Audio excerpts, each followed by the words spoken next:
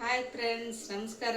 ಎಲ್ಲರೂ ಹೆಂಗಿದ್ದೀರಿ? ಚೆನ್ನಾಗಿದ್ದಾರೆ ಅಂತ ತಿಳ್ಕೊತೀನಿ ನೋಡ್ರಿ. ನಾನು ತುಂಬ ಚೆನ್ನಾಗಿದ್ದೀನಿ. ಇವತ್ತಿನ ವಿಡಿಯೋ ಒಳಗೆ ನಾನು ನಿಮ್ಗೆ ಏನು ತೋರ್ಸಾಕತ್ತೀನಪ್ಪ ಅಂತ ಹೇಳಿದ್ರೆ ಮಾವಿನಕಾಯಿ ಚಟ್ನಿ ಮಾಡೋದು ತೋರ್ಸಾಕತ್ತೀನಿ ನೋಡ್ರಿ. ಮಾವಿನಕಾಯಿ ಚಟ್ನಿಗೆ ಏನೇನು ಬೇಕಂತ ಹೇಳಿ ತೋರಿಸ್ಕೊಡ್ತೀನಿ ಬರ್ರಿ. ನೋಡ್ರಿ, ಮಾವಿನಕಾಯಿ ಚಟ್ನಿ ಮಾಡೋಕ್ಕೆ ಕಡ್ಲಿಬೇಳೆ ನೆನಾಕಿದ್ದೆ. ಒಂದು 3-4 ತಾಸು ಕಡ್ಲಿಬೇಳೆ ನೆನಾಕ್ಬೇಕು. ಆಮೇಲೆ ಮಾವಿನಕಾಯಿ ತುರಿದಿಟ್ಕೊಂಡಿನಿ. ಸ್ವಲ್ಪ ಶುಂಠಿ, ಕರಿಬೇವು, ಕೊತ್ತಂಬರಿ, ಕರಿಬೇವು, ಉಪ್ಪು, ಜೀರಿಗೆ, ಬೆಲ್ಲ, ಒಂದು 4-5 ಮೆಣಸಿನ್ಕಾಯಿ, ಬೆಳ್ಳುಳ್ಳಿ ಇಟ್ಕೊಂಡಿ ನೋಡ್ರಿ. ಈಗ ಇವನ್ನ ಮಿಕ್ಸಿಗೆ ಹಾಕ್ಕೊಳ್ಳೋಣ್ರಿ. ನೋಡ್ರಿ, ಇವನ್ನ ಕಡಲೆಬೇಳೆ ಹಾಕ್ಕೊಳ್ಳೋಣ. ಒಂದು 3-4 ತಾಸು ನೆನಿಬೇಕು ರೀ ಇವು, ಅಂದ್ರೆ ಟೇಸ್ಟ್ ಆಗುತ್ತೆ ರೀ.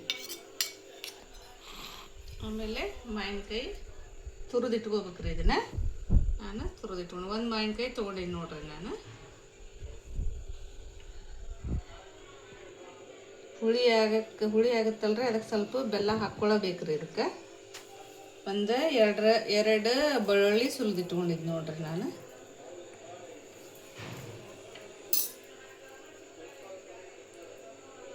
ಆಮೇಲೆ ಸ್ವಲ್ಪ ಜೀರಿಗೆ, ಒಂದು ಚಮಚ ಜೀರಿಗೆ,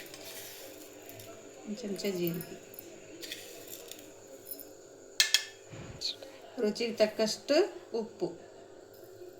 ಸ್ವಲ್ಪ ಉಪ್ಪು ಜಾಸ್ತಿನೇ ಇರಲಿ ರೀ, ಹುಳಿ ಆಗುತ್ತಿದೆ, ಹಾಗಾಗಿ ಸ್ವಲ್ಪ ಜಾಸ್ತಿನೇ ಇರಲಿ. ಸ್ವಲ್ಪ ಕೊತ್ತಂಬರಿ, ಕರಿಬೇವು,